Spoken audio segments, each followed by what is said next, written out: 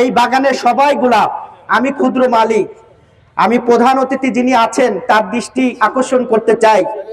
মানিক ভাই, সতেজ ভাই প্রমাণ, যারা ধানের শীষের বিরোধিতা করে আওয়ামী লীগের পক্ষে কাজ করেছিলেন তারা নাকি আজকে স্বতন্ত্র প্রার্থী হয়েছেন।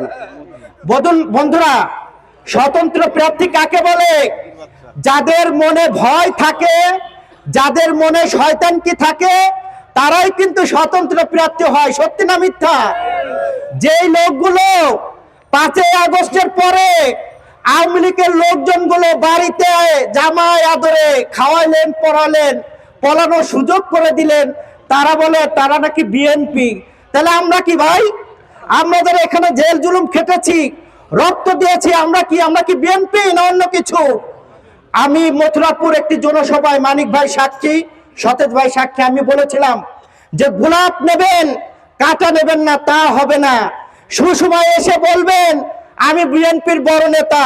রাজনীতি যদি খায়েশ থাকে তাহলে এখনই নামেন। সবচাইতে যেটা হলো ভয়াবহ ব্যাপার, 24 সালের নির্বাচন বাংলাদেশের প্রতিটি মানুষ প্রত্যাখ্যান করেছিল কিনা?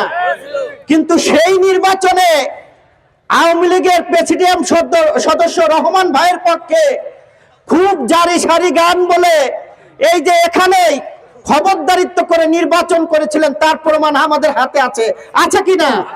তারা বলার চেষ্টা করে তারা নাকি বড় বিএনপি।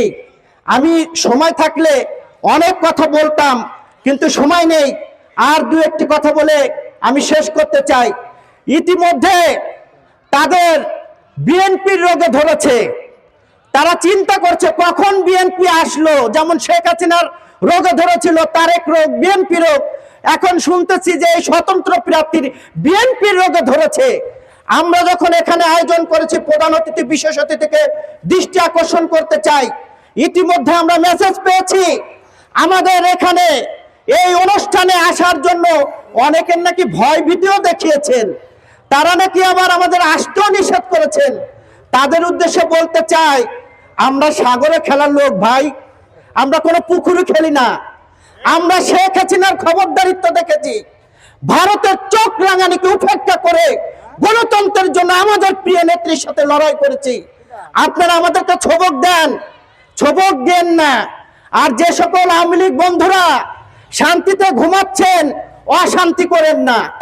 আমরা গত 17 বছর যেমন ঘুমাতে পারিনি, আমরা আপনাদেরকে কিছু বলিনি। আপনার ঘরে ঘুমাচ্ছেন, ভালো কথা ভাই, ঘরে ঘুমান। কিন্তু এই নির্বাচনকে কেন্দ্র করে যারা স্বতন্ত্র প্রার্থীর সাথে থেকে অশান্তি করবেন, তাদের সাথে আমাদের বোঝাপড়া হবে।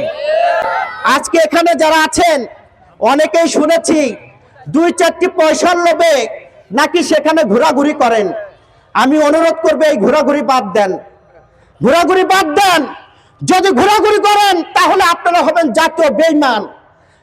কারণ আমাদের প্রিয় নেত্রী অসুস্থ, আমাদের প্রিয় নেত্রীর সঙ্গে কেউ বেঈমানি করা যাবে না।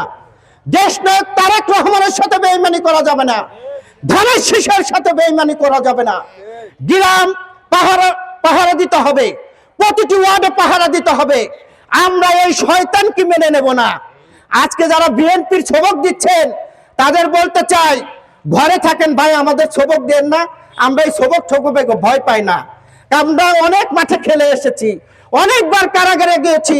এখন আমরা যারা বেঁচে আছি আমরা বুনাচ আছি, বুনাচ।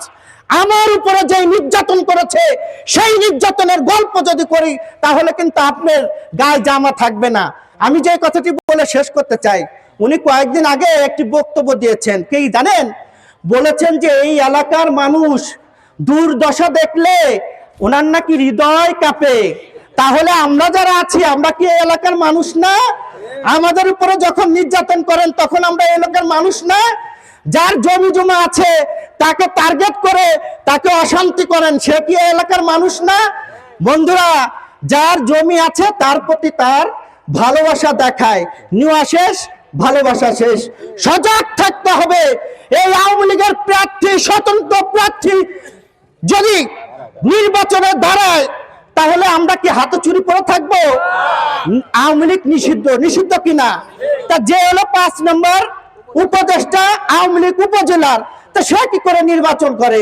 তা আমি প্রধান অতিথিকে বলবো, এখানে যারা উপজেলা নেতৃবৃন্দ আছেন, এই বিষয়টা সজাগ থাকতে হবে এবং আইনি লড়াইয়ের সঙ্গে আমাদের জনমত গড়ে তুলতে হবে।